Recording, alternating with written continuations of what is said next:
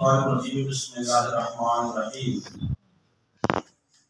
فاذکرونی اذکرکم واشکروا لی ولا تکفرون صدق اللہ مولانا العظیم۔ معزز سامعین حضرات، صرف دو چار باتیں اعتکاف کے تعلق سے آپ کے گوشت گزار کرنی ہیں۔ اس سے قبل کہ میں بات کو بڑھاؤں درود پاک پڑھ لیجیے۔ اللہم صلی علی سیدنا محمد وعلی آل سیدنا محمد اصحاب سیدنا محمد مبارک وسلم صلاۃ و سلام علیک یا رسول اللہ صلی اللہ تعالی علیہ وسلم۔ ذرا حصول برکت کے لیے درود حضور پڑھ لیں۔ صلی اللہ علیہ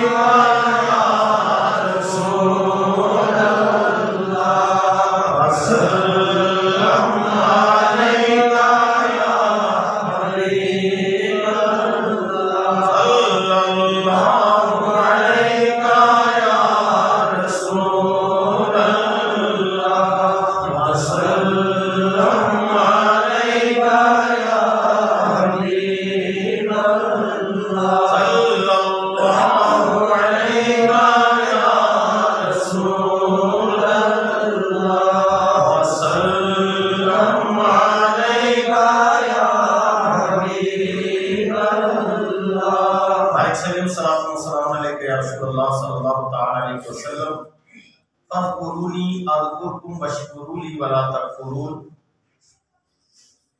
تم میرا ذکر کرو میں تمہارا ذکر کروں گا۔ سبحان اللہ۔ فاذکرونی اذکرکم، تم مجھے یاد کرو میں تمہیں یاد کروں گا۔ واشکروا لی ولا تکفرون، تم میرا شکر ادا کرو میری ناشکری نہیں کرنا۔ سبحان اللہ۔ رمضان المبارک اپنے اندر رحمتیں برکتیں لیے ہوئے اس وقت ہمارے اور آپ کے اوپر سایہ فگن ہے، اور آج رمضان المبارک کے دوسرے عشرے کا 19واں روزہ ہے، یعنی دوسرے عشرے کا بھی ایک روزہ بچا۔ اور ایک دن وہ تھا کہ ہم اور آپ یہ کہہ رہے تھے کہ جناب کل یا پرسوں رمضان آنے والا ہے، اور اب یہ ہو رہا ہے کہ رمضان جانے والا ہے۔ لیکن جن لوگوں نے رمضان کا احترام کیا، رمضان میں نمازیں پابندی سے پڑھی، روزے رکھے پابندی سے، تلاوت قرآن پاک کی، صدقہ و خیرات کیا، توبہ اور استغفار کیا، یہاں تک کہ غیر رمضان میں اگر وہ مکروہات میں لگے رہتے تھے اور خرافات میں لگے رہتے تھے تو رمضان کے ادب کی وجہ سے اللہ نے انہیں ہدایت دی اور وہ اس سے بچے رہے، تو وہی لوگ کامیاب ہیں۔ سبحان اللہ۔ رمضان کا پہلا عشرہ اول رحمت کا ہے، اوسطہ مغفرہ، اور بیچ کا یہ عشرہ یہ مغفرت کا عشرہ ہے، وآخرہ عتق من النیران، اور آخری عشرہ جو ہے وہ جہنم سے آزادی کا ہے۔ آخری عشرے میں کئی نعمتیں ہیں جو اللہ رب العزت نے اپنے حبیب صلی اللہ علیہ وسلم کی امت کو عطا کی ہیں۔ اس میں پہلی چیز یہ کہ آخری عشرہ پورے کا پورا یہ اعتکاف کا ہے۔ سبحان اللہ۔ پھر اسی آخری عشرے میں شب قدر ہے، پھر آخری عشرے کی تاک راتوں میں اسے بتا دیا گیا تاکہ آخری عشرہ کثرت سے عبادت میں گزر جائے۔ مخفی اس لیے رکھا، اور علماء نے لکھا ہے کہ یہ رات ہر سال گھوم گھوم کر آتی ہے، کبھی 21ویں میں آئے گی، 23ویں میں آئے گی، 25ویں میں، 27ویں میں اور 29ویں میں۔ تو فرمایا تاک راتوں میں تلاش کرو، حالانکہ حضور کے علم سے یہ باہر نہیں ہے، یہ امت کے لیے مخفی رکھی، ان کے فائدے کے لیے۔ تو اس آخری عشرے میں تاک راتیں بھی یعنی شب قدر بھی اللہ ہمیں عطا فرماتا ہے۔ کہہ دو سبحان اللہ۔ لیکن اس آخری عشرے کے اندر جہاں جہنم سے آزادی کا سلسلہ رہتا ہے، ویسے تو پہلی رمضانی سے افطاری کے وقت میں اللہ رب العزت 10 لاکھ لوگوں کو جہنم سے آزاد فرماتا ہے جن پر جہنم واجب ہو چکا ہوتا ہے۔ پھر یہ سلسلہ آخری رمضان تک رہتا ہے، پھر جتنے پورے رمضان میں بخشے جاتے ہیں اتنوں کو اللہ رب العزت عید الفطر کی رات میں بخشتا ہے۔ ٹھیک ہے، پر یہ بیچ میں تمہیدی جملے آ گئے۔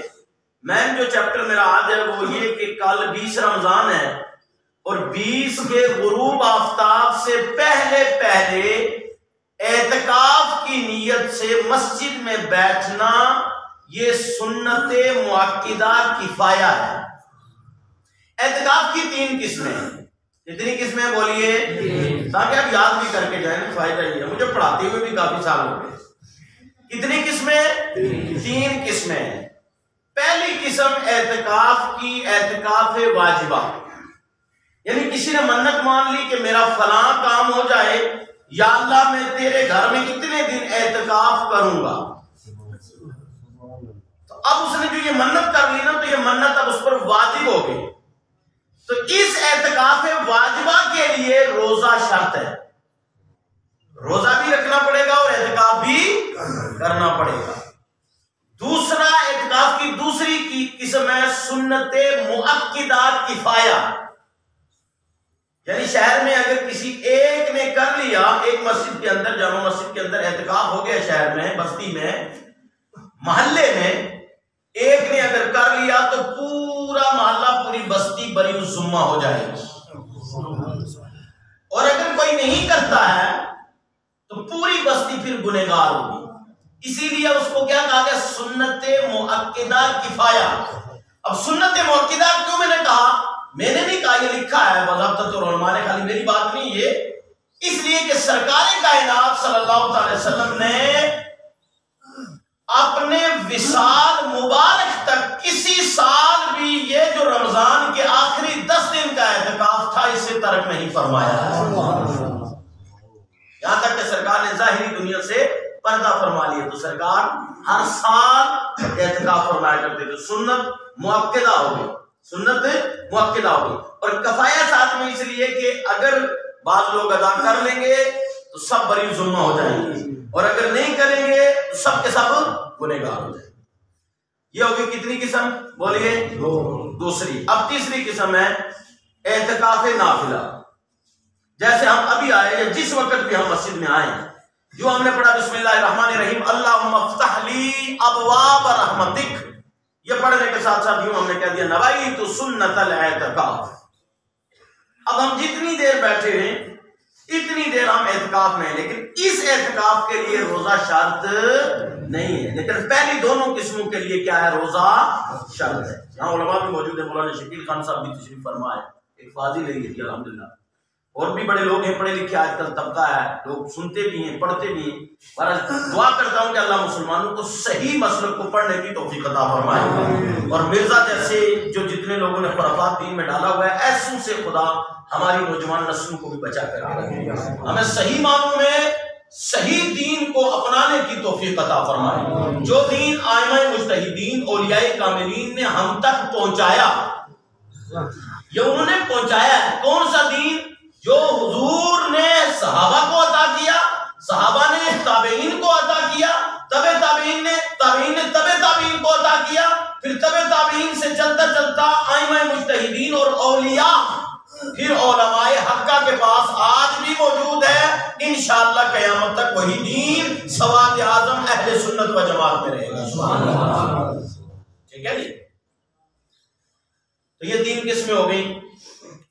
فضیلت سن لو آپ، ایک فضیلت تو آپ نے یہ سن لی، دیکھیے یہ کون سی کم فضیلت ہے کہ میرے نبی صلی اللہ علیہ وسلم نے پوری زندگی اس اعتکاف کو ترک نہیں فرمایا۔ پھر فضیلت کے لیے کہ اور حدیث پاک سنو، نبی پاک صلی اللہ علیہ وسلم کا فرمان ہے کہ جس نے ایمان کے ساتھ خلوص کے ساتھ ثواب کی نیت سے یہ اعتکاف کیا، رمضان کے آخری عشرے میں اعتکاف کیا، اللہ رب العزت اس کے پچھلے تمام گناہوں کو معاف فرما دیتا ہے۔ اور روایت دوسری سن لو، حدیث پاک، نبی پاک صلی اللہ علیہ وسلم کا فرمان ہے یہ بھی کہ جس نے اعتکاف کیا اخلاص کے ساتھ اللہ کی رضا کے لیے، تو اللہ رب العزت انہیں 2 حج مقبول اور 2 عمروں کا ثواب عطا فرماتا ہے۔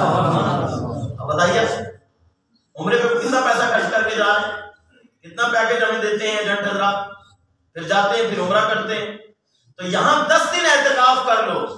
اور یہ کہ مولوی مجید کا قول نہیں ہے، میرے نبی صلی اللہ علیہ وسلم کا فرمان ہے کہ اللہ 2 حج مقبول کا، وہ بھی ایسے نہیں، حج بھی کرنے لوگ جو ہے نا قبول ہو یا نہ ہو، جتنی کنکریاں وہاں پڑی رہتی ہیں نا، یہ کنکریاں ان لوگوں کی پڑی ہوئی رہتی ہیں جن کو بعد میں کئی ٹرک اٹھا کر کے لے جاتے ہیں، وہاں سے کئی ٹن کنکریاں وہاں سے اٹھتی ہیں، یہ ان لوگوں کی ہوتی ہیں جن کا حج قبول نہیں ہوتا ہے۔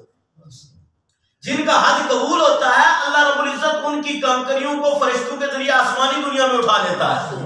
یہ بھی ایک علمی بات میں نے آپ کو بتائی ہے، ایسا سمجھ نہیں۔ لیکن یہاں اعتکاف کر لیا تو اللہ 2 حج مقبول اور 2 عمروں کا اسے ثواب عطا کرتا ہے۔ ٹھیک ہے جی۔ اعتکاف کا ایک معنی دھرنا بھی ہوتا ہے، اس طرح نہیں لوگ دھرنا دے دیتے ہیں، آج کل تو دھرنے بڑے شروع ہیں، لیکن دھرنے دینے کے بعد بھی کوئی چارہ نہیں۔ اگر انسان نے اللہ کی بارگاہ میں دھرنا دیا ہوتا نا تو یہ روڈوں پر دھرنا دینے کی ضرورت نہیں تھی۔ اب مولانا یہ اللہ کے لیے لفظ دھرنا، اعتکاف کا معنی دھرنا کا مطلب یہ ہوتا ہے نا، دھرنے میں انسان بیٹھ جاتا ہے، کہتا میرا مطالبہ پورا ہو تب میں اٹھوں گا۔ اعتکاف والا معتکف بھی جب مسجد کے اندر آ کر بیٹھ جاتا ہے وہ اللہ کا ہو کر اللہ سے بس معافی طلب کرنا شروع کر دیتا ہے، گناہوں کی معافی، یا اللہ جہنم سے آزاد کر دے، پھر یہاں تک کہ عید کی شب ہوتی ہے اللہ اس کو جہنم سے آزاد ہی فرما دیتا ہے، اس کے گناہوں کو معاف فرما دیتا ہے۔ دوبارہ لمبی چوڑی بات نہیں کرنی، کل 20 رمضان ہے، 20 رمضان کو اعتکاف کی نیت سے قبل طلوع کیا کہتے ہیں غروب آفتاب، قبل غروب آفتاب، آپ قبل غروب آفتاب تھوڑی اردو گاڑی ہوگی آسان کر دوں، یعنی سورج ڈوبنے سے پہلے مغرب کی نماز جس کو کہہ لو، اس سے تھوڑا اور آدھا گھنٹہ پہلے ہی، عصر کے بعد، ٹھیک ہے جی، مغرب سے پہلے، اس بیچ کے وقت میں اعتکاف سنت مؤکدہ کفایہ کی نیت سے جو لوگ اعتکاف کرنا چاہتے ہیں وہ اپنے حساب سے سیٹنگ کر کے مسجد میں بیٹھتے ہیں۔ پھر ساتھ میں یہ بھی کہوں گا کہ بیٹھنے کے بعد خالی موبائل نہ دیکھتے رہیں، موبائل پر باتیں نہ ہانکتے رہیں، میسج ہی نہ بھیجتے رہیں، ٹھیک ہے نہیں۔ ایک لطیفہ بھی چل رہا ہے، ہمارے کئی ساتھی جو ہے نا اس کو کیا کر دیتے ہیں، آگے شیئر کرتے ہیں واٹس ایپ پر، فیس بک پر، ہمارے کئی ساتھیوں نے دیکھا بھی ہوگا کہ جناب جس کو بیوی کے خرچوں سے بچنا ہے وہ اعتکاف میں بیٹھ جائے، سب بولو استغفر اللہ۔ یہ اعتکاف کا مذاق اڑانا ہوا، شریعت کا مذاق اڑانا ہوا، اور کہیں ایسا نہ ہو کہ حتی الامکان کفر تک بھی بندہ اس میں پہنچ سکتا ہے۔ پھر وہ آگے بھیجتے ہیں نا اس کو، اور مارا ٹک کیا آگے بھیج دیا، آگے والا اوپر سے پھر ہنسنے والا کارٹون بھیجے گا، اب یہ بھیجنے والا اور ادھر سے ہنسنے والا، یہ دونوں کو کوئی پتہ نہیں۔ قرآن کہتا ہے ان تحبط اعمالکم وانتم لا تشعرون، تمہارے اعمال جو ہیں وہ ضبط کر لیے جائیں گے، ختم ہو جائیں گے، اور تمہیں شعور تک نہ ہوگا، اور تم یہ تصور کرتے رہو گے کہ ہاں جناب میں تو ایمان ہی والا ہوں، میرے مقابل تو دوسرا کوئی مسلمان نہیں۔ اس لیے میرے نوجوان بھائیوں، میری باتیں کچھ کھری ہوتی ہیں اور آج کل میں نے کچھ کھری شروع بھی کی ہوئی، اور یہ ضرورت ہے اس وقت کی، میں کہ آپ کو نہیں بتاؤں گا نا، میں چھوڑوں گا، خدا کی عزت کی قسم کھا کے کہتا ہوں، علماء نے لکھا ہے جس جگہ عالم دین حق کوئی نہ کرے پھر وہاں شیطان کو آنے کی ضرورت نہیں ہے، وہاں کوئی مولوی کافی ہے۔ اس لیے ہمیں آپ کو بھی بچانا ہے اور اپنے ایمان کو بھی بچانا ہے، اور اپنی ڈیوٹی بھی ذمہ داری کے ساتھ جو ہے وہ ادا کرنی ہے۔ اس لیے دین کے مسئلے میں کبھی بھی کسی موڑ پر کوئی بھی مذاق کا پہلو مت لیا کرے۔ اگر آپ کے پاس کوئی بیچتا ہے پیار کے ساتھ، یہ نہیں کہ غصے کے ساتھ آگ بگولا ہو کر کے فوراً اسے ڈسکنیکٹ کر دیں، بلکہ اس کو سمجھائیں پیار کے ساتھ کہ بھائی جان اسلام کا مسئلہ ہے، اس سے ہم دونوں رجعت کرتے ہیں، دونوں پڑھ لیتے ہیں استغفر اللہ العظیم لا الہ الا هو الحی القیوم واتوب الیہ۔ میں بھی ختم کرتا ہوں، آپ بھی اس کو آگے نہ بھیجیے گا، اس سے نقصان ہوگا کہ ہمارا ایمان خطرے میں نہ پڑ جائے، ٹھیک ہے نہیں۔ بہرحال رمضان کا احترام کیجیے، دعا ہے کہ اللہ رب العزت ہم سب کو حق دینے، حق سننے، حق پر عمل پیرا ہونے کی توفیق عطا فرمائے۔ یا اللہ اس پوری جماعت پر اپنا کرم کر دے، دنیا بھی اور آخرت بھی بہتر فرما۔ جتنے لوگ شوق سے بیٹھ کر سنتے ہیں، ان کے ایمان میں بھی، علم میں بھی، عمل میں بھی، عمروں میں بھی، عزت میں بھی، وقار میں بھی، کاروبار میں بھی، جان و جائیداد، مال وقار، شان ایمان میں بے پناہ بلندیاں نصیب فرما۔ زمینی آسمانی آفات و بلیات سے بچا، دارالعلوم کی مسجد کی ہم سب کی غیبی مدد کر دے۔ لا الہ الا اللہ۔ السلام علیکم۔